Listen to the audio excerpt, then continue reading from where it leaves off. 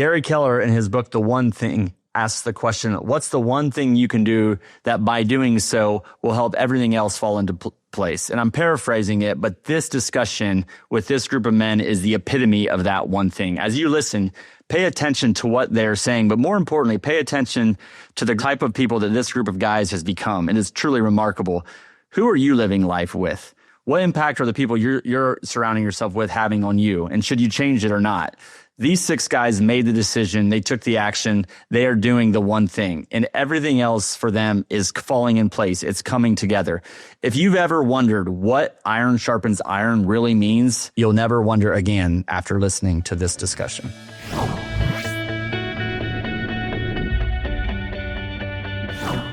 Hello and welcome to the Purpose Matrix. This is a very different and unique style of discussion we have today. So if you're on YouTube or can see video, wherever you're at, we have 7 guys here, myself included, and we're going to talk about, these guys started an accountability group. How long ago was it, Lee? 2 years ago. 2 years ago. And I wanted them to come on. First, they're great guys and share their experience. What is an accountability group? Why would you start one? Why would you maybe not start one? And how has it impacted them? So we're going to get the perspective from all these different gentlemen here. Why not, instead of me trying to introduce every one of these guys, why don't you guys tell me a little bit about yourself, your name, your family, your business, kind of what you do. Yeah, Lee Pearin. I'm a husband of about just over 4 years, going on 5, 2 little girls at home. And I work full time as a marketing and sales engineer over at Hartsville Air Movement. And then my wife and I run and own Caddy's Bistro and L Designs, which is screen printing and embroidery. So a lot of opportunity to support them, and we are recording at Caddy's as we speak here. So we're gonna have a bourbon and do some golf after this. That wasn't part of the. You guys didn't know that, but we're gonna do it. Thanks, Lee. Dustin Rethman here, husband to an amazing wife, Katie, for almost 4 years now. A father to a 9-month-old son, which is one of the biggest blessings in life. I'm currently right now part owner of Rethman Brothers Incorporated, which is a concrete construction company, specializing in basement foundations, a lot of detached garages, buildings, that type of work. And then we also challenge ourselves with some flat work with those projects as well. Excited to have a good conversation today with you guys. Thanks, Dustin. You guys aren't going to compete over who has the best comments about your wives, are you? As we go, let's see. This is the test is on. Yeah, Lee. Sorry, you missed your chance. Go ahead, Danny. Doc. Keep us moving here. Danny Liette. Been married to my wife Tori it'll be 9 years this June. We've got 4 kids ranging from 7 down to 18 months. So a lot going on there. I work at Superior Aluminum Products in Arooshie in sales there. So, it's been a great venture. And then to kind of simulate what Doc said, or Dustin. We'll call him Doc from here on out. Yeah, okay. Because I'll mess it up too. I'm looking forward to this conversation, seeing where it goes, and maybe what impact we can make with it. So, Cameron Schemmel. I am married to Katie Schemmel for a little over 7 months now. So, in a new phase of life, which has been awesome. I am a construction project manager in Columbus for a multifamily development company. What's the company? It's called Thrive. Thrive? Yeah. Greg Walters. I am married for about 9 years. I have 2 kids, Nash and Larkin, 6 and 3. And I work at Crown as a financial planning and analysis manager. Nate Nagel, married to my wife for 4 years now. Her name is Sarah. I should mention that. Got 2 daughters. Isla's 2.5, and we just welcomed Miss Sienna 7 weeks ago. So this two kid life is new to me. You are all like in it. Oh, it gets a little easier, different, but easier. But you guys are in it. Yeah. So, and I have an Isla too. Yeah, and I work at Crown as well. I'm a training and development manager. Awesome. Yeah. Thanks for having us. So thank you guys. A lot of impressive young men here. So we're going to talk about accountability groups because, I think if there's anything that can change a life, every area of life, it's creating an accountability group. And it's something that all of our listeners should think about, whether maybe it's specific to one area of life, maybe it's a a group of guys or gals that can cover every area of life. These guys talk about every area of life. And, just from knowing a couple of them, I've seen the impact myself, but I want to hear it from them. So Danny, why don't you tell us, how long has this what is an accountability group, and how long has it been around, and how or why did it start? So an accountability group to me is a group of individuals that work closely with one another, that help improve one another in different areas of life.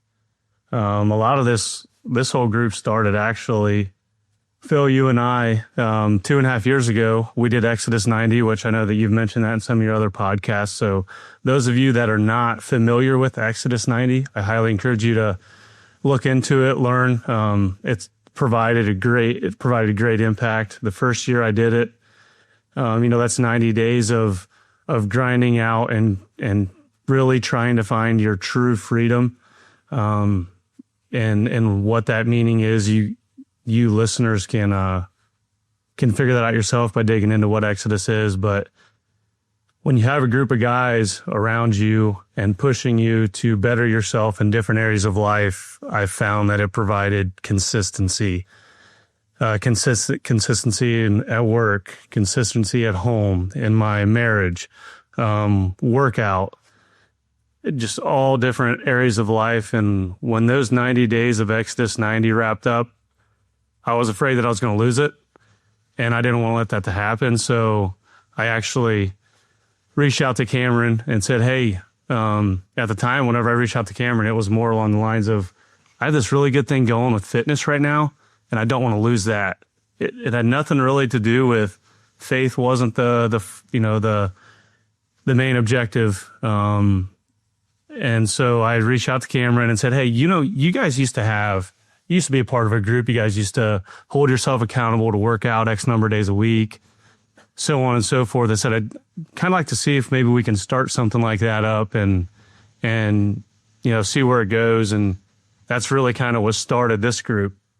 And then we started a Snapchat group, and I don't need to explain everything. I'll let some of these guys here kind of explain into more detail, but it's been really cool to see how it's formed and where we started and where we are now, just because of kind of the different phases or areas of life of where this group wanted to see us grow. And there's, if you're interested in Exodus, 100% retention rate locally, unless you're my anchor, because Lee and Danny both have been, and but it's because they have such a great thing going here.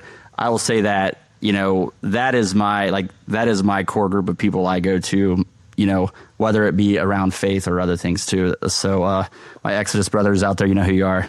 I love you guys. So, tell me, whoever wants to go now, the structure. So, we're calling this an accountability group. I call it the iron few, like iron sharpens iron. So one man sharpens another. But tell me the structure. So it started as a health accountability group. To me, it's become way, way more than that. It's not just about accountability. There's a lot of levels of depth to this that we'll get into. But how does this work? When do we meet? What does that look like? So as Danny mentioned, through conversations, I've gone through different accountability groups and training, so I know what having a coach on the side of your life is and what the impact that it does. So when it came to me, we kind of started out with just talking pretty much about fitness, but within probably 24 hours, if not less than that, we were already snowballing into some other topics that we felt were important to us. A lot of that kind of built off of some of the basis of what Exodus 90 is, and faith being a pretty big one. And it kind of started from there, like, how do we pick people to join us? We felt like it should be more than just him and I. And I already had like a group of guys that we were Snapchatting each other every single day saying dues paid. And if you don't know, Snapchat's is like an app on your phone you use, right? Do I got that right? It's I'm showing my age here. Just sending pictures back and forth, like a picture of the gym, or we just got done running, or a video of us running, or reading books, or waking up early. Anything that kind of felt like were different categories of life that made us better. Yeah, one thing I want to point out to everybody too, though, is that this started with originally two guys, right? So if you're thinking about an accountability group seems intimidating. you're looking on camera here, you see 6 guys in this specific group. That seems like a lot. I don't know what 5 people I would go ask. Start with 1, right? Like take the first step, and then we talk about it a lot. Ask one person.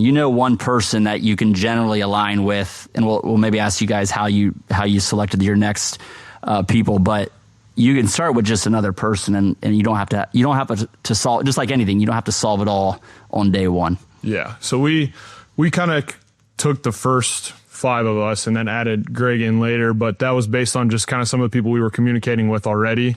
Lee and I kind of go back and forth for a long time about entrepreneurship and different things like that. I've always admired Doc's discipline and his standards and things like that. So we kind of knew a few guys that were going to be strong members to hold all of us accountable, that kind of leaned into different facets of life. So that was like, we built a pretty well-rounded group of people. Go ahead.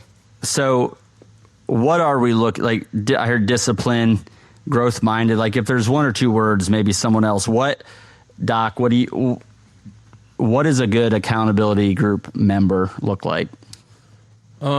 Discipline, I think, for men especially, discipline has been one of the most important ones for us because as we talk about as a group, main things are our faith, our physical. How are we working out every day? We want to look strong and be strong mentally as well. So reading, and that takes a lot of discipline because, all these guys are busy, like everyone else in this world, but it takes discipline to create that 15 minutes in your schedule to read a book, or create that 45 minutes to an hour to get to throw around some weights and get that workout in.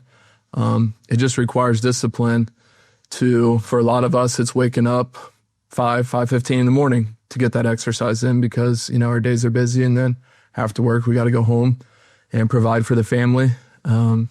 So discipline, I think, is probably, I don't want to say the most important one, but it definitely, I think as we practice the discipline and incorporate it in that to all the aspects, it's the most important one. Hard work, just showing up, consistency is a big one. I know, I'll just get into it here a little bit, but when we first started this group, just to be honest, we struggled with consistency a little bit. And we go on stretches where we're like, we weren't satisfied, and all of a sudden we weren't meeting every 2 weeks. So about a year ago, we just were like, this has got to change. So every 2 weeks now we have a meeting. If a guy can't make it, we don't schedule around it. We just show up every 2 weeks, whoever can make that. And that has been a big change, I think, for our group because you get that consistency of showing up, but it also, you see it spread to consistent workouts, consistent reading our Bibles, consistent prayer time. So consistency is a huge one. For me too, like, I think part of the reason we wanted to start this group here is because all of us, we were trying, to be better. We were trying to work out more. We were trying to be better husbands. We were trying to be better sons, leaders, whatever it is. But we just you do it for a month or 2 and then you'd fall off. And then you'd get back on for a month or 2 or it'd fall off. So I think that's one of the main things with our group here, at least for me, has been that consistency of continuing to show up and know we're going to fail sometimes. But this group's important because we keep coming back and we keep showing up, and getting better. So I think that's what a lot of us were looking for when we started this group, was that accountability factor. So that after 1 to 2 months went by, we weren't having that fall off. Yeah. We have brothers here in this group that are going to pick us up, or they're going to call us out on something if we're not showing up. But yeah, well, I love it. And I think consistency, discipline, but we want to be disciplined. We're not disciplined all the time. And I think everyone else here, like, you have to meet probably a basic standard, but when you're in the group, the level of discipline and accountability elevates. And then the last one you hit on, you didn't call it this, but to me, the number one thing I think is growth minded. You need to find a group of people that want to get better, but maybe they don't have the structure, the system, the process, the relationships, the accountability, and therefore they're not consistent at getting better themselves. So to me, the number one thing out of all of that is if you're looking for a person that wants to get better in similar areas of life, it doesn't even need to be identical, but they have a growth mindset. They believe by doing all the things that Doc talked about, they can get better, but they need a little bit of accountability. Start right there. Ask that person, hey, 30 minutes, hour, every other week. We'll talk about the structure, what they talk about within that hour. But just start that. To me, it's the most life-changing thing that you can do, and these guys are going to talk more about that. So what do you talk about in these meetings? I don't know who wants to kind of give me an overview. So every other week, what do we hit? What do we talk about? Yeah, so our meetings are 5:15 every other Friday. So we meet in the morning because AM, yeah. So it creates another little bit of discipline for us, helps us wake up in the morning. But it's also just one of the times that we can actually get alone without everybody bothering us or, trying to deal with everybody's schedules. You all got approval to do it before your wives are awake. It's the only time. Yeah. Don't stop with the BS, guys. Other than sometimes our kids waking up and them sitting in our laps in the mornings, but typically it always starts off with a quick prayer that we rotate around the group. And then we all list off a couple wins that we've had for the past 2 weeks. So we start off on a positive note. And then we're always reading a book at some point too. So we always have a certain amount of pages that we need to read. And we rotate in between self-development type books or, lately we've been reading, Word on Fire, which is, the Gospels of Matthew, Mark, Luke, and John. So we've been rotating, back and forth in between that. So we'll hit a couple points there. And then typically conversations will run from that. But how old are you guys? I think this 32, 33, 30 and up. 33-ish. 29. When I was 30, I was not thinking about any of this. I mean, it is phenomenal what you guys are doing for yourselves, for your families, but also we talk about this too, but like people are watching, people see it and they're like, what is Doc doing, Danny doing, Cam, Greg, Nate. So you go through, you talk about your wins from the prior couple of weeks. You have a conversation around the book that you're reading, whatever it is at that time. And then you have do you set goals that you track? Do you have I think this gets, without going into too much detail, what do you cover? What does the rest of the meeting look like? And then do you also do any deep dive conversations, or is it, just tell us a little bit more about the rest of the meeting. Yeah. So we all have a tracker, Excel worksheet that all of us have. I think we have 3 main goals: that 30-minute workout, with 10 minutes of reflection. Yeah. And then 3 kind of customized. So, throughout the week. So three goals that everyone has the same. Yep. And then 3 of your own goals you create that you are focused on for a year, a 90-day period. What does that look like? However long. Okay. Yeah. You're just tracking that. If it's a month or 6-month goal, you decide what that is, but you always have 3 active. Yeah. Okay. The goal of that is, it's a goal and then a short-term goal or a long-term goal, and then it becomes a habit. So we have an archive of different disciplines that we'll call them, where we've archived them and, they're part of our history. So, so we'll, on a weekly basis, we're all updating that. And in those meetings, sometimes we'll be like, hey, update your charts, or, what's going on with, Cameron not working out, like what happened the last 2 weeks, and just different things like that. That's happening throughout our text messages throughout the week as well. So, what do the texts look like? How often are you getting a text from the group?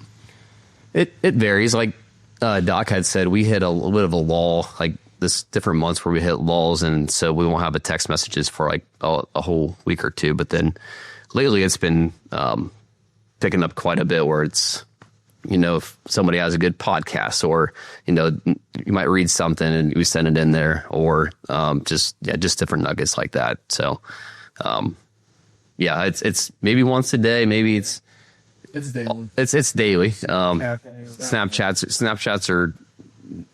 I usually wake up to Nate's Snapchat at 5 a.m. that he's working out. So, Nate, are you the leader in the workouts, or what's your role in this? And then, just what is it done for you personally? Like what has it meant to you? And we'll kind of ask everybody what the impact of the group has been, and any other guidance you have for the listeners. Yeah. I mean, I'm going to cock off a little bit. When we look at the chart, I am like a checkbox guy, and I'm very. You winning? You're winning. If it's a competition, I'm killing them. Yeah. But no, honestly, no one here is disagreeing with it. So yeah, if my wife would hear this, she would hopefully agree, but also give me a hard time. But really, the impact that this group has had is, starting back in college, I got to give Cameron Schemmel more credit than he might get. Is I gained the freshman 15, probably 25. Didn't really work out because you're done with high school sports. You want to eat all your junk food, right? Well, then Cam got me into working out. So, throughout college and after college, I was able to keep that routine of working out, losing the pounds, of course. But there was something lacking. And being from Mercer County, I was in the drinking routine, right?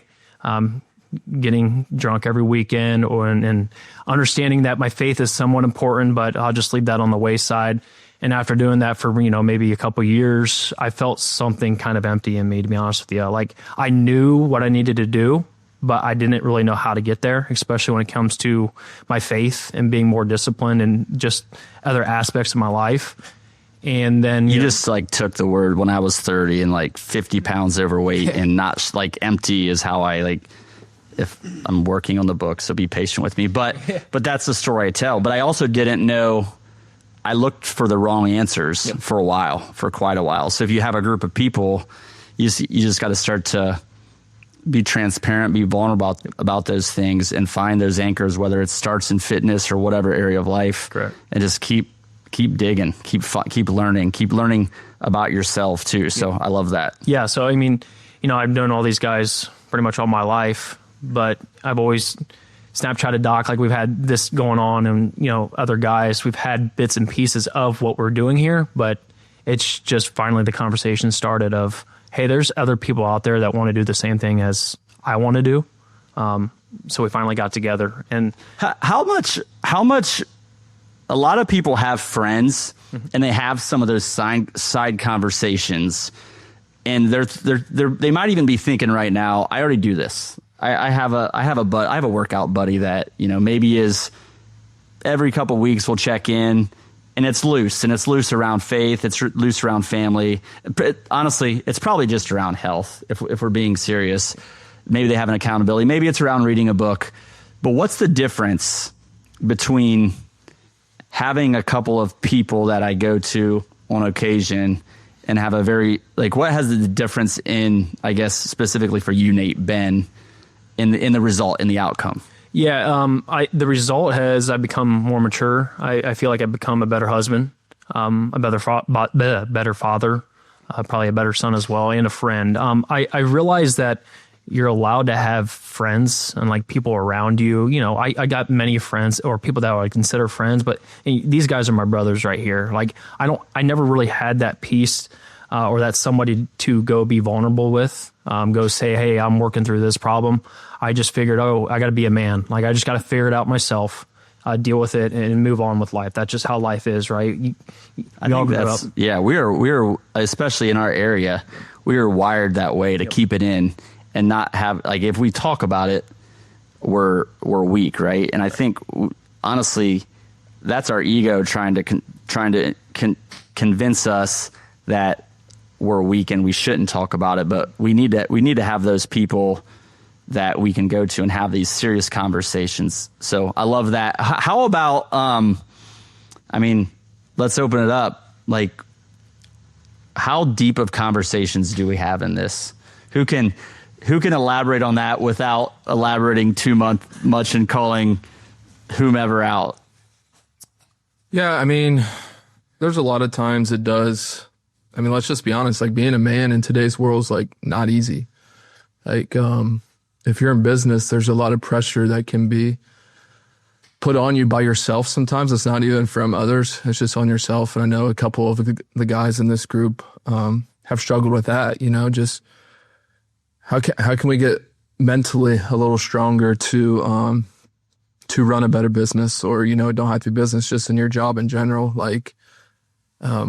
We've had some good conversations about that, our jobs, and not just not knowing that at the end of the day, your faith and your family and like stuff like the accountability group can be more important maybe than your job some days, and making sure that our priorities are matching that.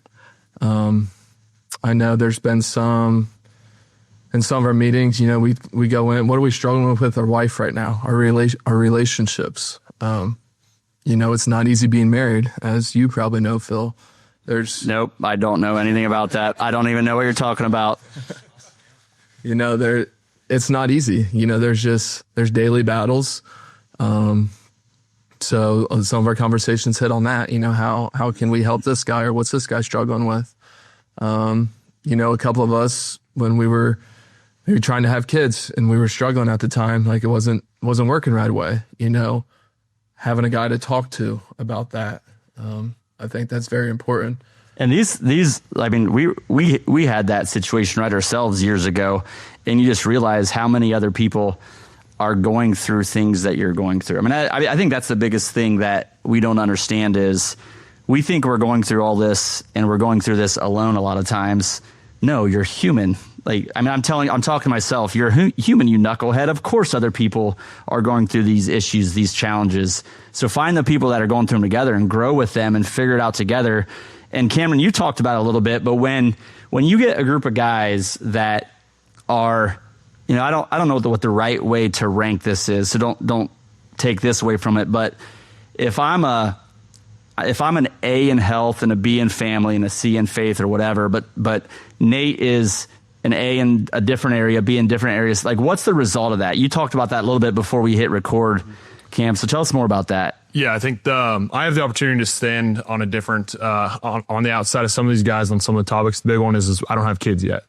We've got somebody with 4, we got somebody with 1, we got somebody with 2, 3, whatever, and we're all experiencing different phases. They're all experiencing different phases of that. So I get to sit on the outside and ask them questions. I get to watch people like Danny, who probably has brought in the largest faith aspect into this group, and push that amongst the rest of us through his leadership and parenting. And real quick on that, because I just want to make sure the listeners understand that you said pushed.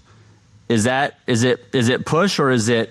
I'm calling it, or is it you? But you have to be ready. Like, how does it?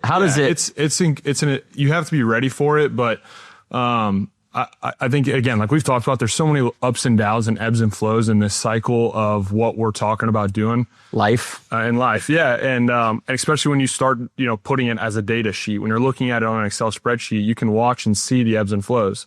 We can get a hold of each other and be like, hey, like Daniel texts, he's like, hey, like what's going on? Like, you all right? Is everything good? And we usually do that like separately and reach out to each other if we see something that seems off. So there is, we don't push shame on each other. We don't do any of that stuff, but we do have to, there are moments where we have to push people or pull them into the things that they're not bringing to themselves, or, they're not bringing to the group and things like that. Like a big one for me right now is just getting 15 minutes of stretching in. Danny is pushing me and pulling me to get that done. But that is that everyone's goal? Or that's your goal? That's one of my goals. Which you committed to, so he's saying, hey, you said you're going to do it. Do it. And we have we've set kind of like accountability buddies within our group. So you kind of have the person that's above you in the chart that's supposed to go through and color your chart every week. And they kind of question like, hey, why didn't something happen? Or, give you an applause if you do something done. We go back and forth. We question, but we also celebrate. Through the chats each week, we kind of talk about, hey, you did a great job on this. Hey, if we feel like we had a bad week, a lot of times we'll speak up and we'll be like, hey, we had a struggle. I struggled this week. Yeah. I had things come up and I just didn't get done what I needed to get done. Yeah. And I think it's a really important point there that you brought up, because when we think accountability, we think, okay, these people are going to help me fix all the things that are wrong with me, or they're going to, just be heckling me to get things done. But when you truly start to form an accountability group that becomes a brotherhood, you're starting to get to celebrate each other's wins in a like a real way. Like, if someone had a kid, or, just accomplished a goal that they said they'd do for 90 days or whatever it might be, you have more wins because you get to celebrate the wins collectively together, which I think is maybe missed it's missed because we're thinking this is a group that's going to tell me everything that I'm doing wrong, right? And that's not the case. No, it's definitely something that, like, if you're questioning doing this because you're worried about feeling shame because you're not achieving things, like, that's something I encourage you to kind of like pull to the side. Like, you might feel shame on yourself right now because you're only looking and questioning what you're doing and what your actions are doing. You get yourself into a group of guys, even if it's one or if it's six, you get into a group of guys who are all trying to fight the same battle. All of us have had down weeks, but we don't apply shame. We ask questions. We see what's wrong. We ask for help. We change or adjust things. Our accountability chart is constantly moving because maybe we've completely felt like we've done something so well for so long, it can be removed and I can put something that I need to work on better now. Or there's things on there that are like just on there because they're dials which create the rest of the day. So a lot of us have a morning routine structure, get ready the night before, something like that on our chart. And it lives on there for a long time because it's part of what allows us to achieve everything else on that. Yeah. So if you are worried about, feeling pressure of not having it perfect at the beginning, know that it's ever flowing. It's a working sheet. It's a working group. We're all working through things. But that's the cool thing about having this is because you don't feel like I feel less shameful. Yeah, you might feel guilty because you didn't hit somebody. You're not feeling shame, which is important to understand the difference of those, right? And I think you're going into this and you might even be thinking, I don't want to ask this person or that person to do that because, man, they have everything together. You might have a little bit of imposter syndrome, like I don't belong in that room with that group of people.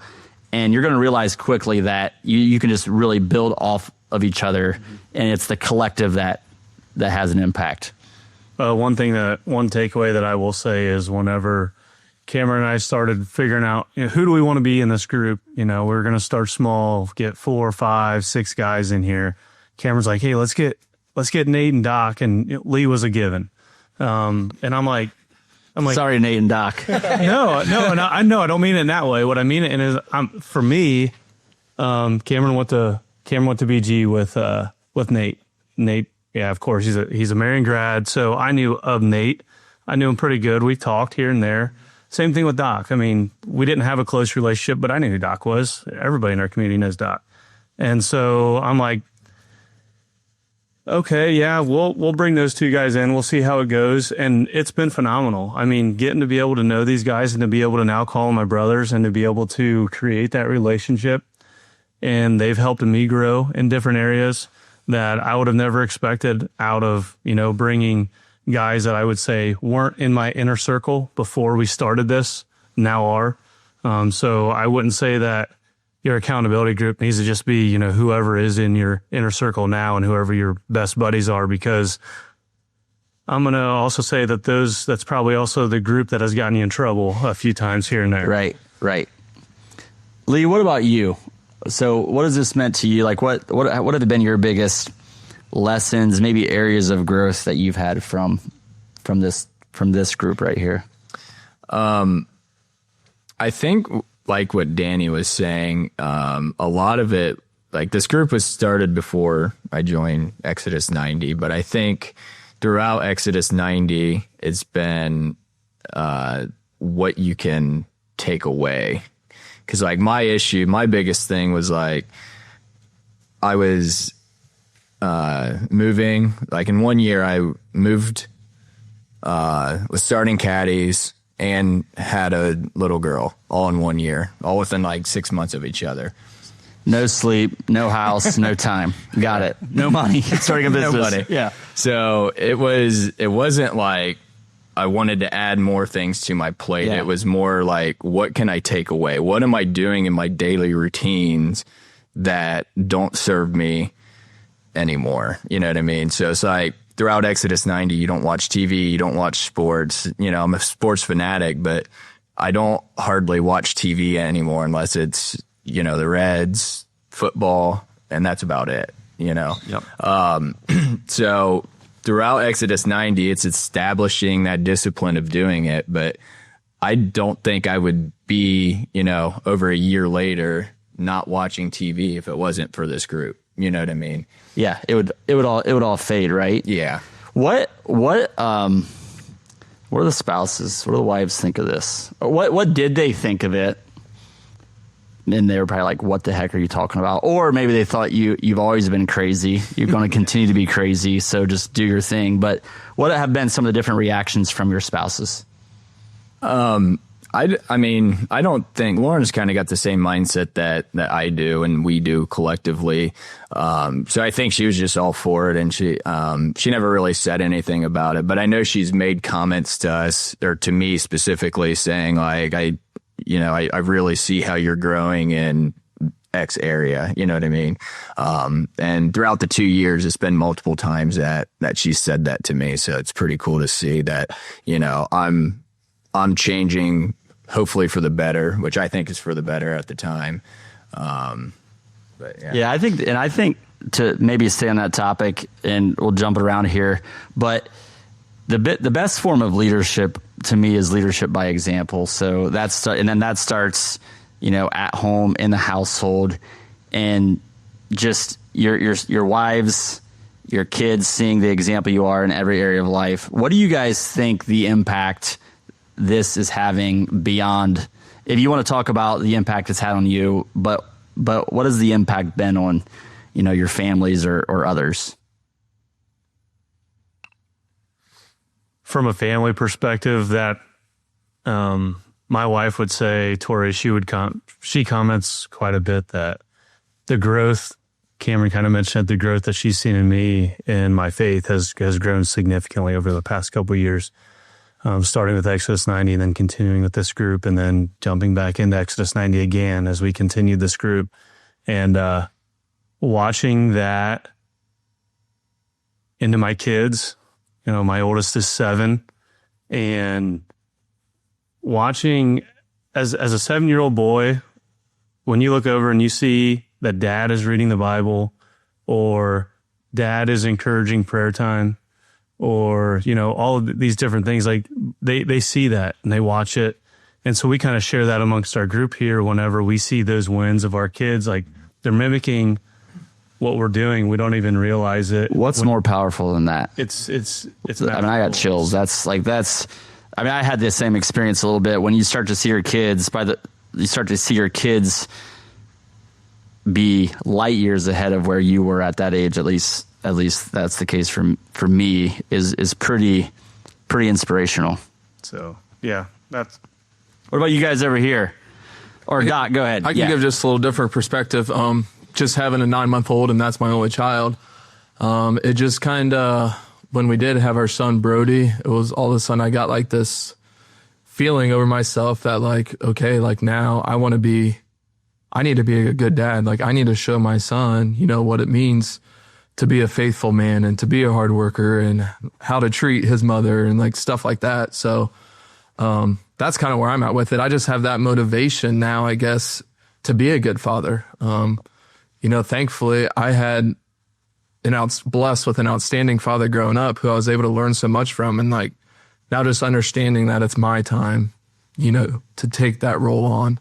So that's kind of my motivation a little bit now is, with having a little son who doesn't really catch on to, like, he won't know if I'm reading the Bible yet, but it's just, in my mind. He will soon. He will really soon. But just knowing in my mind that I need to do these things now so that it pays off down the road as our kids grow. Yeah. And as we go over to Greg or Nate, the thing that stands out here is, Nate, you said the word maturity earlier, and I do not feel like I'm talking to, and maybe I'm just really stinking old, but this is a good looking group of guys with a profound amount of maturity relative to your age, and especially if I look back at, I think I was 33 like 2 years ago ish. But if I look back at when I was that age, and the difference in maturity that I had versus what you guys have is just really, really inspiring. Go ahead, Doc. Yeah, I appreciate the words, but also, if there's younger listeners out there listening, we're not here sitting as perfect men. Like, we haven't always been perfect. Like, I was far from perfect at one point in my life, just wild. Nate kind of touched on it, the drinking every weekend type thing. Maybe run around with the wrong crowd. So I want to throw that in there. Like, we're not perfect. And if you're listening to this and maybe you're thinking to yourself like, man, I want to be stopped drinking all the time on weekends, but everyone you're around's doing it, so I got to. It doesn't have to be that way. I encourage you to, find your brothers, reach out and know that there's other guys here that'll pick you up and will help you along the way. I do appreciate the maturity comments, but I just want to go back. There was a time in my life where I was not mature, but now it brought me, everything happens for a reason. It brought me to a point where, you start to build a relationship with God, and he's always, challenging you, and he's, Dustin can do more. And so as you grow that relationship through our accountability group, my relationship with God, has definitely grown. And through that process, I feel there's more I can do, to help not only myself, but to other people. So just wanted to throw that out there if there's younger listeners, like it's okay, not to be in a good situation right now. And I would add that I think this is an important topic to touch on, because so I did an episode 3 months ago, and it's called basically being broken. Like we're all broken in different ways, and that shows up in different ways, different areas of life, at work, at home, and everyone here is not claiming that's not the case. Maybe they've figured some things out over the last couple of years as they've grown together, but that doesn't mean they don't have flaws. We have all kinds of flaws, all kinds of brokenness, and we're fighting it every day, right? And we have to keep fighting it every single day. So if you're struggling with something, the reason I bring that up is that podcast episode got a lot of attention, I think because people could feel it. People can understand it and they can relate to it. And so I appreciate you bringing that up, because I think just bringing some vulnerability into this discussion, we do all have those issues, those challenges, things like we are very, very flawed because we're human. So Greg or Nate, I want to jump it over to you guys a little bit. What's the biggest change or impact that you guys have seen from this group of guys?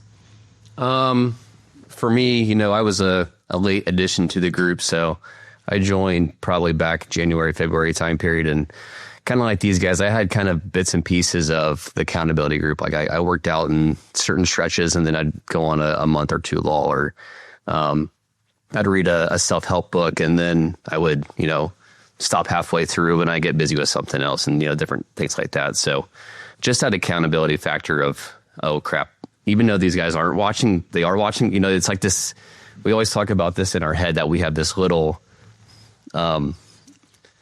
B word in our head telling us not to do something, like, oh, you have five brothers, all these excuses for, it's Friday, you don't need to work out today, it's fine.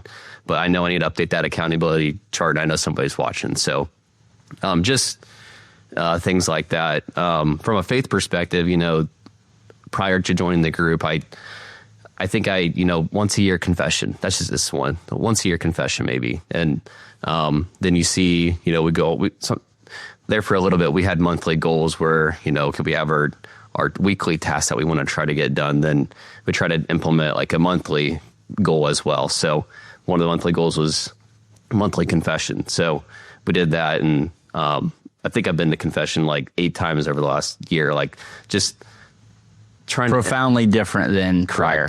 Yep. Adoration is another thing. Like it's always one of those things you hear about in church, and it's like, oh, I wonder what that is. And then see some of these guys going, and like, gosh, they encourage us to go, and it's like, go give that a try. And again, try to implement that into my, faith journey as well. So, just as there's constant things that we're just continually to build on. So, and I think this is where I want to point out as we go over to Nate.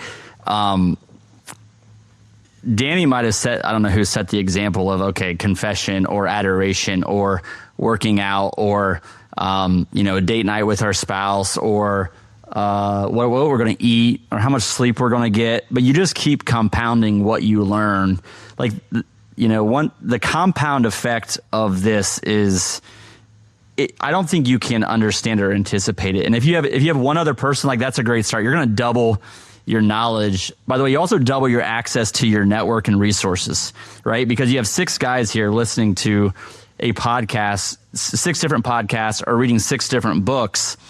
And then the best of the best will bubble up to the top. Check this one out. Check this one out. The most impactful ones are what you're going to be spending your time on versus the less impactful ones, right? So it's hard to, 1 + 1 = 3, but like it's hard to put. It's a true compounding effect. And these guys have been at this. Like, again, I go back to the maturity and their age. They've been at this for only 2 years. Like, only 2 years. And look at the impact. They were great guys, but look at the impact in just 2 years and think about what that can be over 2 more years, 5 years, 10 years. Nate, tell me more about just your experience and, the impact and what maybe even talk about that and where do you see this going? Yeah, impact is that the group's had. I think it's collective here that our self-confidence has risen. And if I can summarize it, winning is contagious, right? We've all had short wins over the last 2 years to where it's like, okay, if Danny's going to do something, well, why can't I do it, right? Or if Danny's going to, sorry, Dan, I'll just keep picking on you. Doc's going to do something, well, I'm going to do it better, right? And it's not out of I want to beat Doc down. I believe in myself. It's that self-confidence and understanding that now if I put my mind to something, I know I can achieve it. And if I can't achieve it, I know I got help around me, right? So I think that's been really cool. And, a couple of these two in the middle, Doc and Danny, just ran half marathons, which is really cool. And it's contagious, right? I want to do one in August. And there's other examples throughout the group that... Can you carry me? Ask Dan, yeah. No, but I think it just boils down to self-confidence and just this group being contagious, that there's something there. And as far as future, it's a little uncertain. We've talked about where we want to go as a group, and we still need to decide what that looks like. But I know we're going to continue to do what we're doing and just continue to level up. So the future is bright for our group, that's for sure. Yeah. What else didn't we talk about? Like, just, Cam, go ahead. What do you want to add to this conversation? Yeah, I'll piggyback off of Nate. Honestly, I don't think we ever used the word contagious, but I actually love the thought of like this being contagious. It should be contagious. People should see, and our hope is that people see this and ask about it and want to know more about it. And how do they, they might feel in that lull, and how do we kind of help them move to the next step? So when we talk about what we want to see as the future, this group, as it came together, really just started out as like, hey, like a couple buddies, like we all kind of just want to get better. There's no necessary thought about what could possibly happen next or where we could take this or how much impact could we actually have. But when the thought popped, it popped pretty quick, and it's been an ongoing conversation for probably 1.5 years now. What is the true purpose of this group? Where is the actual impact lie?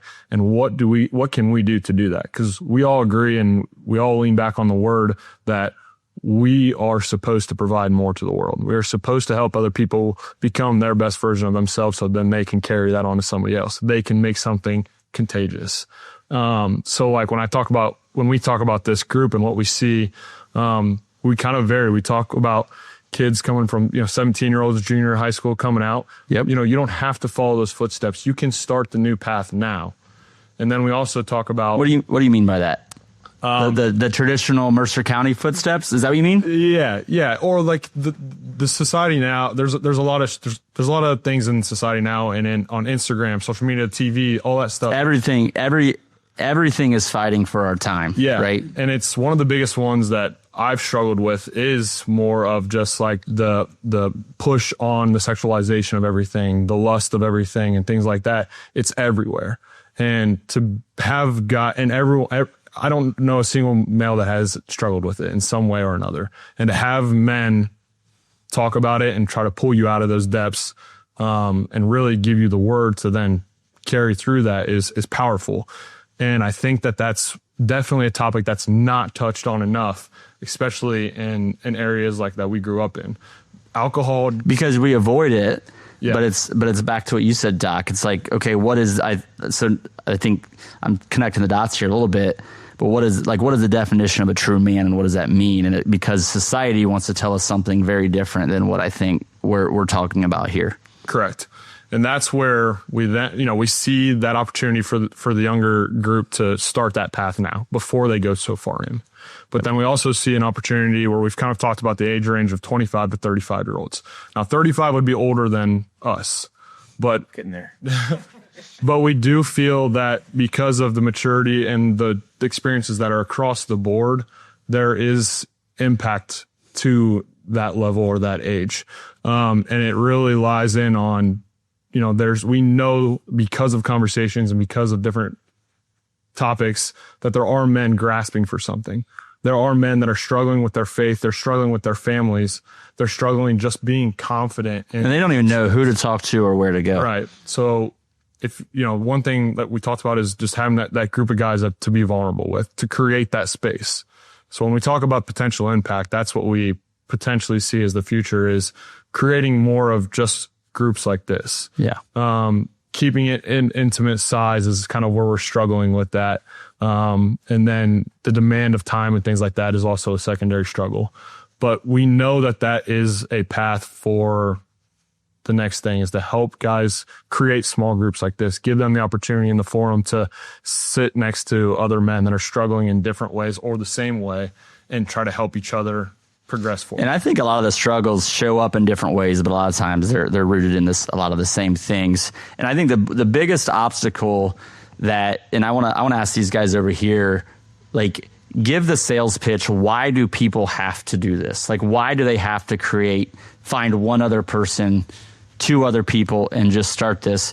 But I think the biggest obstacle is it's either busyness, which is a misunderstanding of busyness, because you're busy doing things you don't have to be doing. And if you take 30 minutes every other week, it'll completely change your life and free up more time than you can ever imagine.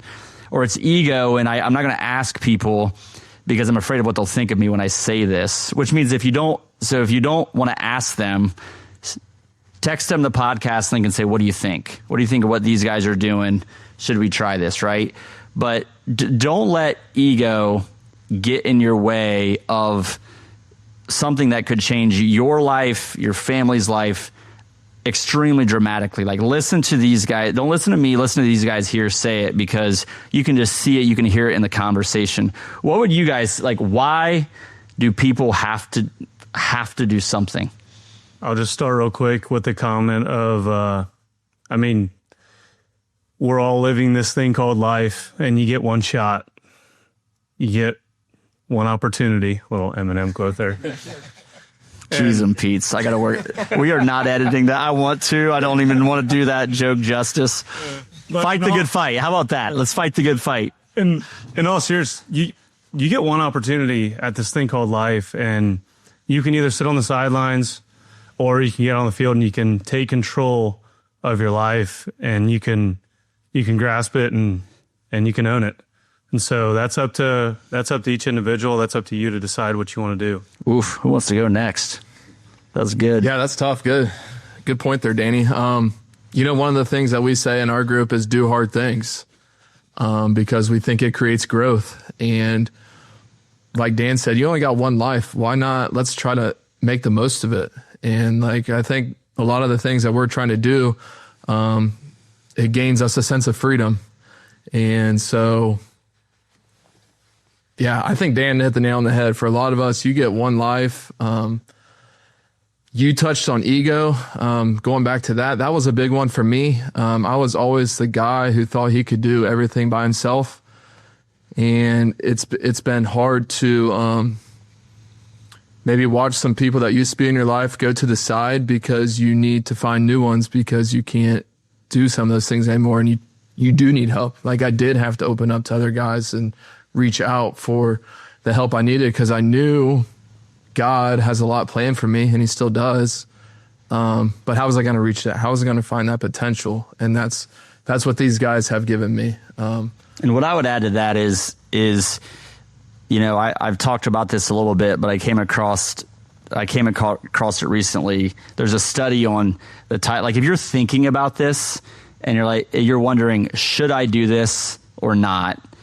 You're either going to have a regret of inaction or a regret of action. Regrets of inaction. So last week, your regrets of inaction are going to be 50-50 with your regrets of action. Over the course of your life, regrets of inaction, what you didn't try, what you didn't do, are 85% of your regrets at the end of your life are going to be based on what you didn't try. And I would just say something like this, if you're thinking about it and you try it, it is going to create so many other things. It's going to hold you accountable to so many other things that you're now not going to regret because you're going to take action on those things. So just, I think you get one shot. You got to own it. You got to take the bull by the horns. But you have to do it for you and your family, like Doc said. And you got to, like, who are you living for, right? I mean, are you going to let other people influence your one shot, really? And I just want to add something, if you're going down this path, it's not just all rainbows and sunshine, and you just walk in and you're all of a sudden just killing all of these goals, right? It boils down to, what are you willing to sacrifice, right? Like, you have to sacrifice something in order to do a lot of what we're doing, whether it's sleep, right? I mean, Lee probably gets 2 hours of sleep some nights and he's waking up with just foggy eyes. It's like, well, he's doing it, right? He put this group ahead of his sleep, right? And there's endless, things that all these guys have sacrificed, but it does boil down to, there's going to be hurt and sacrifice to be able to get to where you want to go, right? You have to give up something to get something. Yeah. And I think there's a cycle too that you just reminded me of, I've talked about too recently, but we have goals and dreams, which creates adversity and setbacks and challenges, which creates resilience and growth, which creates us a bit, I don't know who said it, I think Cam, a better version of ourselves, right? Ultimately, we want to be growing our character, I think, through faith. Like, that's the goal. And when that becomes the new goal, the new goal is not things or experiences or, it's not material things or experiences. It's becoming a better version of yourself. And this is helping you guys do that. It's so obvious to me, and I'm sure it is to the listeners too. Yeah. What I was going to say with Nate too, and it's important to give yourself some grace too, whenever you have all these goals, and not to set, for me, I found, like, I want to do something overnight and I want to do it, consistently. And then it's like, oh crap, I didn't do it. And then it's easy to get, beat yourself up with that. It's, that's where this group comes in a little bit, is like, you struggled a little bit last week, but, you had some good momentum and just keep building off that. So, just want to add that in. What you got, Lee? And then I was going to kind of piggyback off of what you were saying. I think my end goal is obviously to get to heaven, which I know a lot of these guys' goals are. Which the reason it's everyone's goal is because you've thought about it and gained clarity of that through the course of this group. Maybe you had that clarity, but my first response is, everyone has that, like, you all have that clarity. Yeah, is the first thing. Clarity of where you're going and what you want to be doing, like where you want to go, is an important first step in anything. Yeah. And then to build on that, Ed Milet says this in his podcast all the time too, but he thinks at the end of his life, God is going to show you the person that he created you to be. And are you going to be that person? Are you going to be that identical twin? Or are you going to be a different person? Yeah, are you going to not recognize that person that you could have been? So, and that goes back to the regret of inaction, right? Did I not become who I can be, really, is the ultimate regret. Yeah, and I think it's just a never-ending cycle of wanting to continuously get better because you don't know who that person is, So, and I think that's what... There's a curiosity around that, right? There's a curiosity of what else can I learn, but also who can I become? Mm-hmm. Like what, you guys are, again, if you guys keep doing this, you have no perspective as 5 years, 10 years, like who can you have a completely different mindset that you had 5 years ago and that you will have in 5 years ago, 5 years from now, especially because of this. So, by the way, the other thing he says that Ed Milet says that ties to what Doc said is, if you're going through challenges and adversity, you are often best suited to help your former self, which means if you're going through something right now, you're being trained to help somebody else that might go through that in 1, 2, 3, 4 years from now. So take that as a challenge and an opportunity to learn and grow from that, not as a woe is me, anxiousness around what that is about. But hey, why is God putting this upon me to figure this out? And who can I help because of this? So I want to do a fire round quick. Biggest thing you've learned because of this group that you didn't know prior.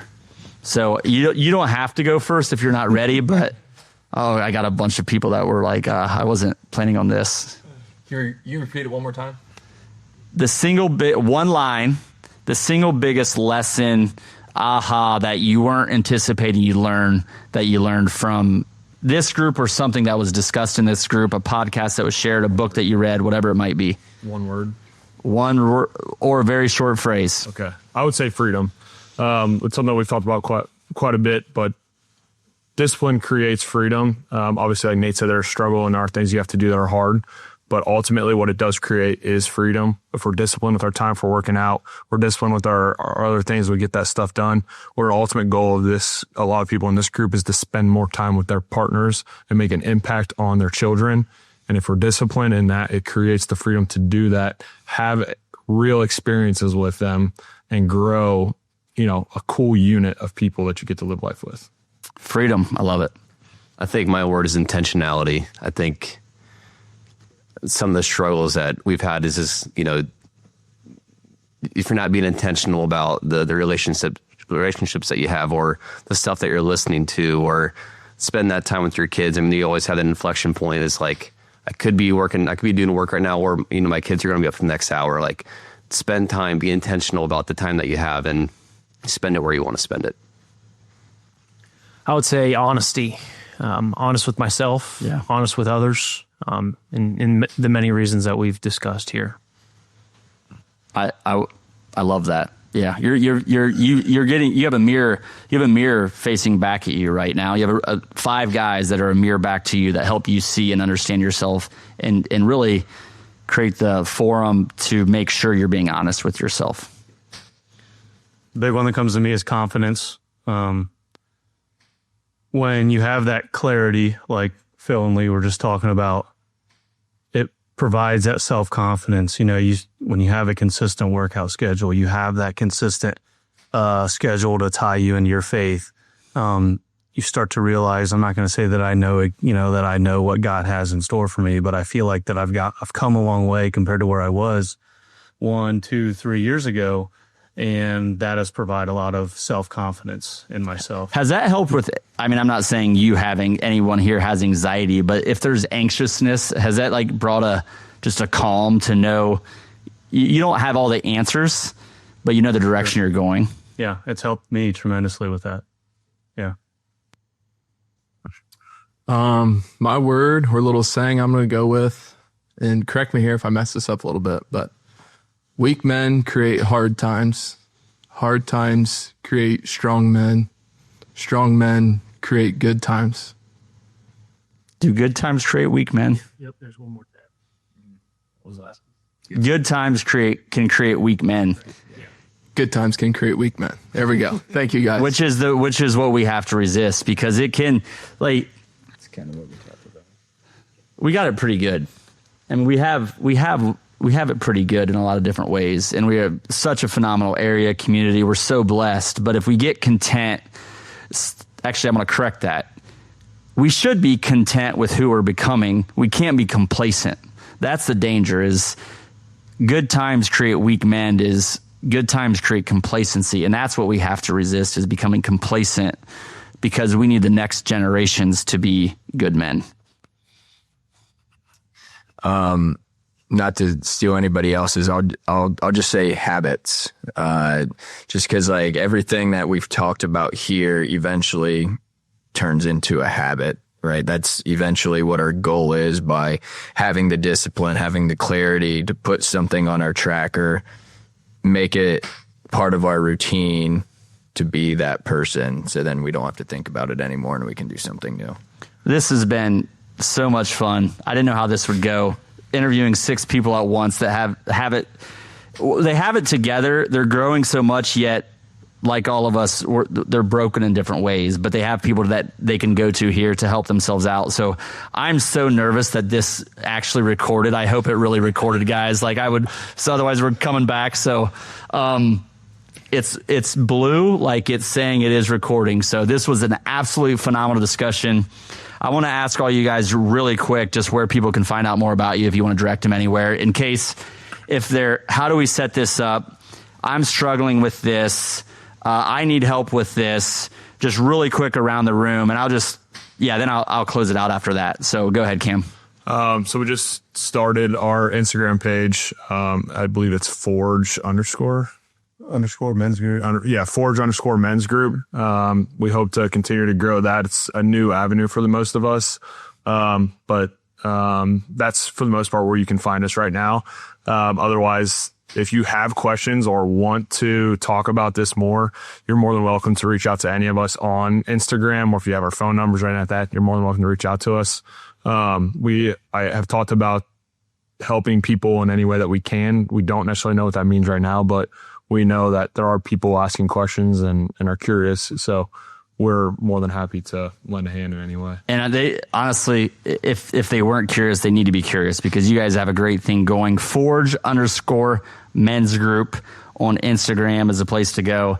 Get a hold of these guys. They're absolutely killing it. They're doing amazing things. I'm just appreciative of the example they're setting in our community, because that ripple effect of these, 30-something guys impacting 20-something guys are going to impact my kids.